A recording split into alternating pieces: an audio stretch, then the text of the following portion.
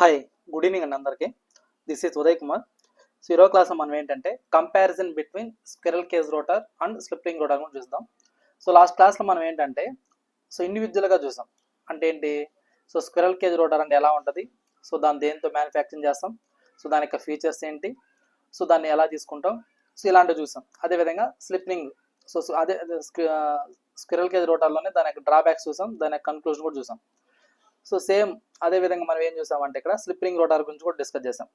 So దాన్ని ఎలా manufacturing చేస్తారు, సో అందులో ఇంటర్నల్గా మనకి ఎలా ఉంటుంది, సో దాని యొక్క వైండింగ్ కానీ, దాని యొక్క స్ట్రక్చర్ కానీ, దాని యొక్క అడ్వాంటేజెస్ కానీ చూసాం. ఇప్పుడు ఏంటంటే ఈ రెండింటికి కంపారిజన్ అనేది చూస్తాం. సో అంటే మనం తీసుకునే స్క్విరల్ కేజ్ రోటర్కి, స్లిప్ రింగ్ రోటర్కి సో ఎలాంటి అంటే ఏది ఎందులో అడ్వాంటేజ్ ఉంటుంది అనేది చూద్దాం ఇప్పుడు. సో ఫస్ట్ మనకి ఏంటంటే ఒక సైడ్ ఏమో స్క్విరల్ కేజ్ తీసుకున్నాం, ఇంకో సైడ్ ఏమో స్లిప్ రింగ్ తీసుకున్నాం. So first slip ring, so slip ring induction motor, అదేవిధంగా squirrel cage induction motor. So నేను షార్ట్ కట్ రాశాను. ఇక్కడ SRMI అంటే ఏంటంటే స్లిప్ రింగ్ అని, ఇది స్లిప్ రింగ్ ఇండక్షన్ మోటార్, ఇదేంటంటే స్క్విరల్ కేజ్ అని, స్క్విరల్ కేజ్ అని. సో ఇప్పుడు మనకు ఫస్ట్ అడ్వాంటేజ్ ఏంటంటే, సో ఇక్కడ చూడండి, సో మనకు ఈ యొక్క స్లిప్ రింగ్ ఇండక్షన్ మిషన్ అనేది సో కన్స్ట్రక్షన్ పాయింట్ ఆఫ్ వ్యూలో చూసినట్లయితే ఇది కాంప్లికేటెడ్ అన్నమాట. సో కన్స్ట్రక్షన్ అనేది కాంప్లికేటెడ్ అండ్ ఇందులో ఏముంటాయి, బ్రషెస్ ఉంటాయి, స్లిప్ రింగ్స్ ఉంటాయి కాబట్టి సో మోటార్ యొక్క కాస్ట్ అనేది ఎక్కువగా ఉంటుంది. ఓకేనా. సో దీని యొక్క కన్స్ట్రక్షన్ అనేది కాంప్లికేటెడ్. సో ఫస్ట్ ఏంటంటే మనకు దీని యొక్క కన్స్ట్రక్షన్ కాంప్లికేటెడ్. సో ఎందుకు ఇది కాంప్లికేటెడ్ అంటే ఇందులో మనకు ఏమేమి తీసుకుంటాం మనము, సో బ్రషెస్ ఉంటాయి, అదేవిధంగా స్లిప్ రింగ్స్ ఉంటాయి. సో బ్రషెస్ స్లిప్ రింగ్స్ ఉంటాయి కాబట్టి ఇది కాంప్లికేటెడ్. సో దాంతో పాటుగా నాకేంటంటే దాంతోపాటు ఇక్కడ బ్రషెస్ అదే ఈ బ్రషెస్ స్లిప్ రింగ్స్ ఉంటాయి కాబట్టి కాంప్లికేటెడ్ అండ్ కాస్ట్లీ అన్నమాట ఇది. So more costly. అదే స్క్విరల్ కేజ్ ఇండక్షన్ మిషన్ తీసుకున్నాం అనుకోండి, సో దీని యొక్క కన్స్ట్రక్షన్ అనేది ఎలా ఉంటుంది అంటే నాకు చాలా సింపుల్గా ఉంటుంది అన్నమాట. సో కాబట్టి construction is simple. So construction అనేది సింపుల్గా ఉంటుంది అండ్ ఇది రోబస్ట్గా ఉంటుంది, అంటే మనం రఫ్ అండ్ టఫ్గా యూస్ చేసుకోవచ్చు అన్నమాట. So robust construction. నెక్స్ట్ ఏంటంటే ఇది చాలా చీప్ అన్నమాట. సో చీప్ అంటే cost point of view cheap. దేంతో కంపేర్ చేసుకుంటే స్లిప్ రింగ్ ఇండక్షన్ మిషన్తో కంపేర్ చేసుకుంటే స్క్విరల్ కేజ్ ఇండక్షన్ మిషన్ అనేది చాలా చీప్ అన్నమాట. కాస్ట్ పాయింట్ ఆఫ్ వ్యూ తక్కువగా ఉంటుంది. ఓకేనా. సో నెక్స్ట్ ఏం చెప్తామంటే ఇక్కడ ఎక్స్టర్నల్ రెసిస్టెన్స్ అనేది ఎగ్జిస్ట్ అయ్యి ఉంటుంది. సో మనం తీసుకునే స్లిప్ రింగ్ ఇండక్షన్ మిషన్లో ఎక్స్టర్నల్ రెసిస్టెన్స్ అనేది ఎగ్జిస్ట్ అయ్యి ఉంటుంది కాబట్టి స్టార్టింగ్ టార్క్ అనేది ఇందులో ఎక్కువగా ఉంటుంది అన్నమాట. అంటే హై స్టార్టింగ్ టార్క్ అనేది ఉంటుంది. ఎందుకు, ఎక్స్టర్నల్ రెసిస్టెన్స్ ఎగ్జిస్ట్ అయ్యి ఉంటుంది కాబట్టి. సో ఆల్రెడీ మనం దీనిలో చెప్పుకున్నాం కదా, ఇక్కడ ఎక్స్టర్నల్ రెసిస్టెన్స్ అనేది ఉంటుంది. ఇది slip ring induction machine. So కాబట్టి ఇక్కడ మనకి ఏంటంటే సో ఇందులో మనం ఏం చెప్పచ్చు అంటే సో ఎక్స్టర్నల్ రెసిస్టెన్స్ అనేది ఎగ్జిస్ట్ అయి ఉంటుంది కాబట్టి సో ఇక్కడ హై స్టార్టింగ్ టార్క్ అనేది ఉంటుంది.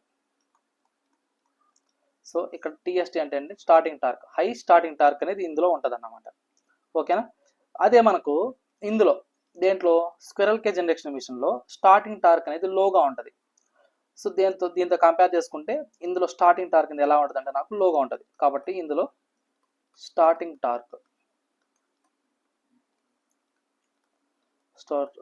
Torque is low. ఓకే.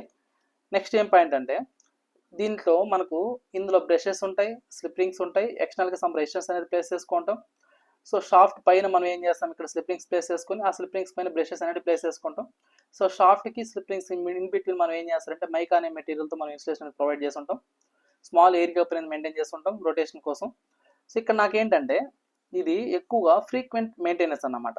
ఈ యొక్క స్లిప్ రింగ్ ఇండక్షన్ మిషన్ అనేది సో మెయింటెనెన్స్ అనేది ఎక్కువగా ఉంటుంది అన్నమాట. ఎందుకు అంటే బ్రషెస్ అనేవి ఉంటాయి కాబట్టి ఇందులో మెయింటెనెన్స్ అనేది ఎక్కువగా ఉంటుంది. సో కాబట్టి సో ఇక్కడ సో బ్రషెస్ ప్రెజెంట్ అయి ఉంటాయి కాబట్టి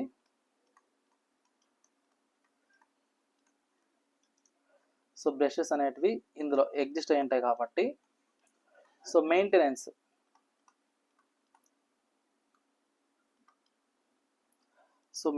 అనేది ఎక్కువ అన్నమాట ఇది.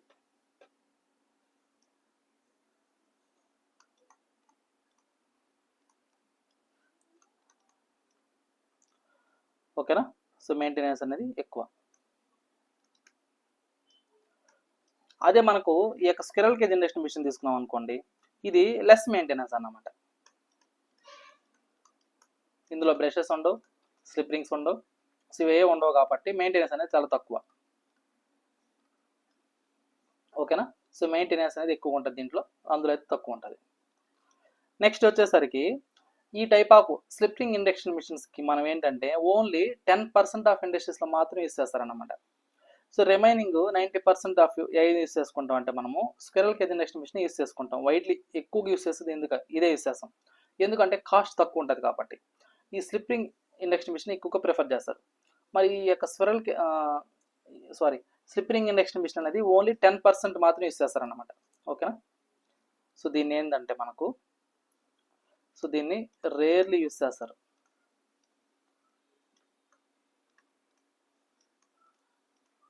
సో ఓన్లీ 10% మాత్రం యూస్ చేస్తారు అన్నమాట ఇండస్ట్రీస్లో.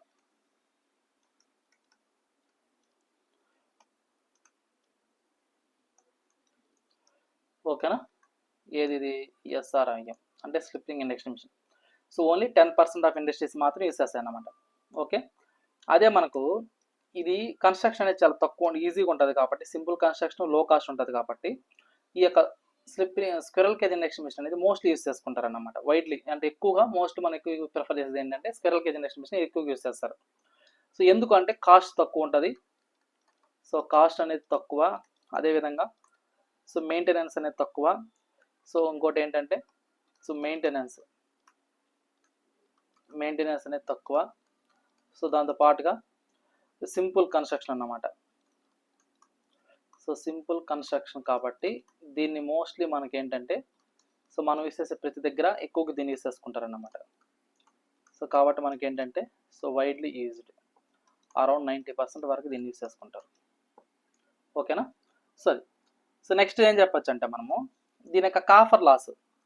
సో మనం తీసుకునే ఈ యొక్క స్లిప్ రింగ్ అదేవిధంగా స్క్విరల్ కేజ్ చూస్తే, సో ఇక్కడ చూడండి స్లిప్ రింగ్ అదేవిధంగా స్క్విరల్ కేజ్ ఇండక్షన్ మిషన్.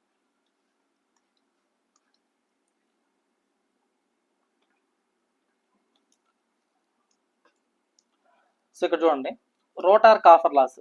ఈ యొక్క రోటార్ కాఫర్ లాస్ అనేవి మనం తీసుకునే స్లిప్ రింగ్ ఇండక్షన్ మిషన్లో ఎలా ఉంటాయంటే నాకు హైగా ఉంటుంది అన్నమాట ఇందులో. అందువల్ల దీని యొక్క ఎఫిషియన్సీ అనేది ఎలా ఉంటుంది అంటే నాకు తక్కువగా ఉంటుంది.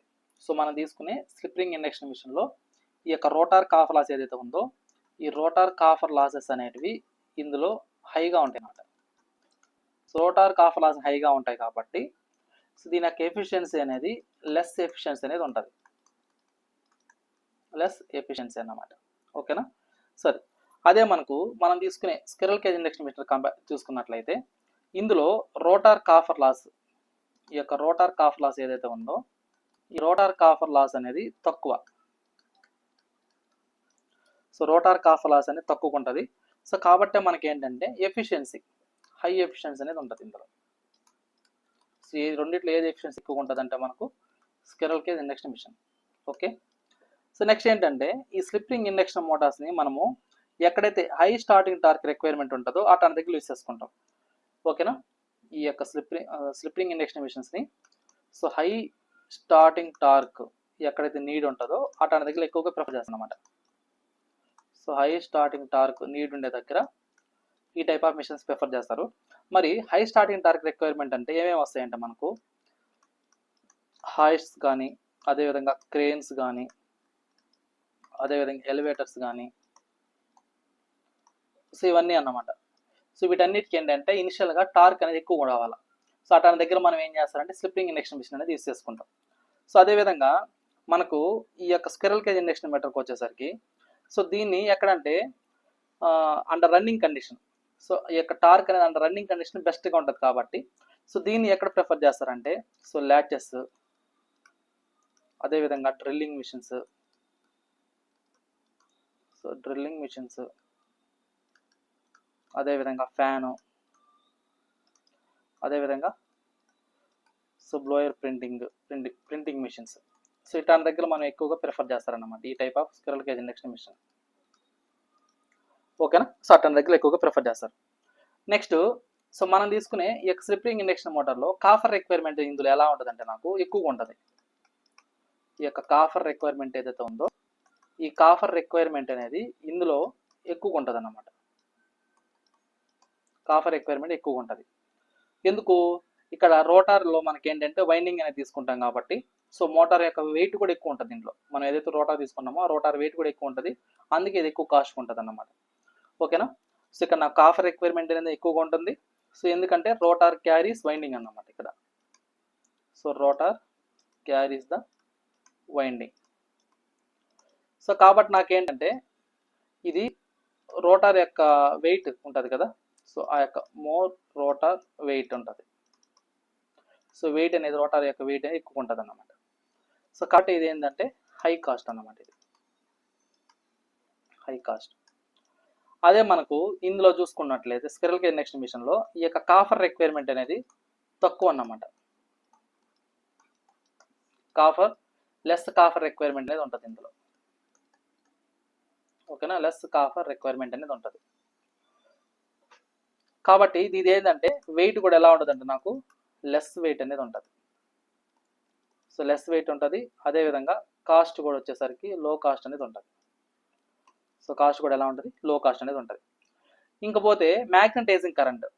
సో ఈ యొక్క మ్యాగ్నటైజింగ్ కరెంట్ వచ్చేసరికి ఇందులో నో లోడ్ నుంచి ఫుల్ లోడ్ కండిషన్ చూసినాం మనకు ఈ యొక్క స్లిప్ రింగ్ ఇండక్షన్ మిషన్లో. సో నాకు ఎలా ఉంటుంది అంటే మ్యాగ్నటైజింగ్ కరెంట్ అనేది నో లోడ్ నుంచి ఫుల్ లోడ్ కరెంట్ చూసినట్లయితే తక్కువగా ఉంటుంది. సో కాబట్టి ఇక్కడ పవర్ ఫ్యాక్టర్ ఏమవుతుంది అంటే నాకు తక్కువ ఉంటుంది అన్నమాట ఇక్కడ. ఓకేనా? సో కాబట్టి ఇక్కడ మనం ఏం చెప్పచ్చు అంటే ఈ యొక్క పవర్ ఫ్యాక్టర్ ఏదైతే ఉందో ఆ పవర్ ఫ్యాక్టర్ అనేది నో లోడ్ నుంచి ఫుల్ లోడ్ కండిషన్ తీసుకున్నప్పుడు ఈ యొక్క పవర్ ఫ్యాక్టర్ అనేది తక్కువ ఉంటుంది. సో నో లోడ్ నుంచి ఫుల్ లోడ్ కండిషన్కి వచ్చేసరికి ఈ యొక్క పవర్ ఫ్యాక్టర్ అనేది ఏమవుతుందంటే నాకు తగ్గుతుంది అన్నమాట. అంటే తక్కువగా ఉంటుంది. పిఎఫ్ అంటే పవర్ ఫ్యాక్టర్ అని తక్కువగా ఉంటుంది. సో అదే మనకు ఇక్కడ ఇంకోటి ఏంటంటే ఈ పవర్ ఫ్యాక్టర్తో పాటు మ్యాక్సిమం టార్క్ ఏదైతే ఉంటుందో ఆ మ్యాక్సిమం టార్క్ అనేది అండర్ రన్నింగ్ కండిషన్కి వచ్చేసరికి ఇందులో తక్కువ ఉంటుంది అన్నమాట. అండర్ రన్నింగ్ కండిషన్లో ఈ యొక్క మ్యాక్సిమం టార్క్ ఉంటుంది కదా. సో ఇనిషియల్గా ఇది మంచిగా ఉంటుంది టార్క్ అనేది. బట్ అండర్ రన్నింగ్ కండిషన్కి వచ్చేసరికి దీని టార్క్ ఏదైతే ఉంటుందో ఆ టార్క్ అనేది డిక్రీజ్ అవుతుంది అన్నమాట. ఓకేనా? సో టార్క్ అనేది తగ్గిపోతుంది. సో దేంతో కంపేర్ చేసుకుంటే స్క్విరల్ కేజ్ ఇండక్షన్ మిషన్తో కంపేర్ చేసుకుంటే అదే మనకు ఈ స్క్విరల్ కేజ్ ఇండక్షన్ మిషన్ అనుకోండి, ఇదేంటంటే గుడ్ హీట్ డిసిపేషన్ అన్నమాట. గుడ్ హీట్ డిసిపేషన్ క్యాపబిలిటీ అనేది ఉంటుంది దీనికి. నెక్స్ట్ ఏంటంటే ఓవర్ లోడింగ్ కూడా విత్స్టాండ్ చేసుకోగలుగుతుంది ఇది. సో ఓవర్ లోడింగ్ క్యాపబిలిటీ ఉంటుంది. ఓకేనా? అదేవిధంగా హీట్ డిసిపేషన్ క్యాపబిలిటీ ఉంటుంది. సో దాంతో పాటుగా నాకు ఏంటంటే ఈ యొక్క ఇండక్షన్ మోటార్ అనేది దీంట్లో పవర్ ఫ్యాక్టర్ అనేది ఎంత ఉంటుంది అంటే నాకు సో 0.85 ఉంటుంది అన్నమాట ఇందులో పవర్ ఫ్యాక్టర్ అనేది. అదే దీంట్లో చూసామనుకో slip ring induction machine power factor ఎంత ఉంటుంది అంటే నాకు సో 0.8 లాగింగ్లో ఉంటుంది. సో దీనిలో ఏమో 0.85 లాగింగ్లో ఉంటుంది. సో కాబట్టి నాకు ఓవరాల్గా పవర్ ఫ్యాక్టర్ పాయింట్ ఆఫ్ వ్యూలో ఏది బెస్ట్గా ఉంటుంది అంటే నాకు స్క్విరల్ కేజ్ ఇండక్షన్ మిషన్ అనేది ఎఫిషియెంట్గా ఉంటుంది అన్నమాట. అంటే పవర్ ఫ్యాక్టర్ ఎక్కువగా ఉంటుంది.